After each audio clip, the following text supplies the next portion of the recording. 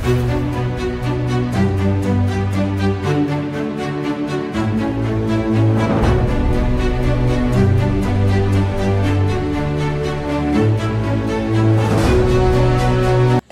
Magbanua, may palayaw na Nanay Isa.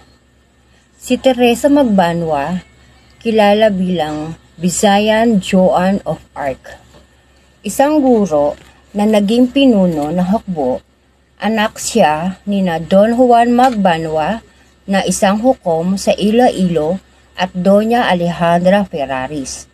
Bata pa lang, giingan sang iya utod nga, wala siya nahadlok bisan kanino, kusog kag masigla. Nag-aral siya sa Kolehiyo de San Jose sa Haro, Iloilo at sa iba't ibang paaralan sa Maynila. Nakapagtapos siya ng teaching certificate at master's degree sa University of Santo Tomas. Nagturo siya ng 4 na taon sa Pototan bago lumipat sa Sara, Iloilo, kung saan nakilala niya si Alejandro Balderas. At ikinasal sila noong 1898 at nung taon na to ay tumigil na siya sa kanyang pagtuturo at naging may bahay na lang. Dito sa Uma, nakaton siya magpuskil kag magkabayo nga gamit niya sa mga laban. Noong 1896, sumiklab ang revolusyon laban sa Europa bisan kontra ang iya bana. Nag-apil siya sa katipunan kag nagsunod sa iya mga utod nga lalaki.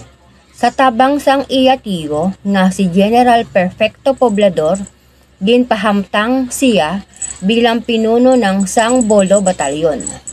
Disyembre 3, 1898, pinangunahan niya ang laban sa Barrio Yoting sa Capiz. Sakay sa kabayo. Di rin siya ginbansagan nga Visayan Joan of Arc. At sa parehong petsa na ito, nakipaglaban siya sa Sapong Hills malapit sa Sara, Iloilo. Kag nagdaog bisan, pabor ang mga Kastila.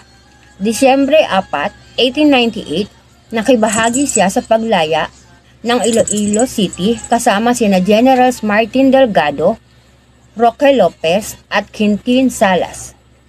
Nagpadayon sa pakikidigma kontra Amerikano. Pebrero 11, 1899, lumaban siya sa Second Battle of Iloilo pero natalo.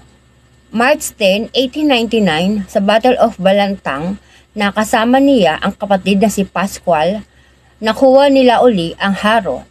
Kag siya mismo nagpasakop sa parada, sakay sa puti nga kabayo. Pero nag-abot ang trahedya, namatay si General Pascual, edad 24, kag si Elias, edad 19. Sa misteryosong pangyayari pagkatapos, nagbalik siya sa umahan matapos sumuko sa mga Amerikano noong 1900. Ikalawang digmaang pandaigdig ay wala na siyang aktibong nakipaglaban pero ginbaligyan niya ang iya mga gamit, kag duta para makasuporta sa mga gerilya kontra Hapon. Namatay ang iya bana, kag wala na siya nag-asawa liwat. At sa huling buhay na may pamana, pagkatapos ng digmaan, nagbalhin siya sa pagadian sa Zamboanga, kag nagpuyo upod sa iya utod nga si Maria. Namatay siya noong August 1947, tahimik lamang at iilan ang dumalo sa libing.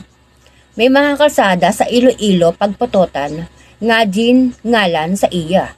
May mga parangal gaya ng Gawad Teresa Magbanua Award para sa mga guro sa Davao. Sa Iloilo may award para sa kababaihan at kabataan na nakapangalan sa kanya. October 13, ginaselebrar bilang Teresa Magbanua Day sa Pototan. At ang Philippine Coast Guard na may barkong pinangalanan BRP Teresa Magbanua. At diyan nagtatapos ang talambuhay ni Teresa F. Magbanua. Salamat po.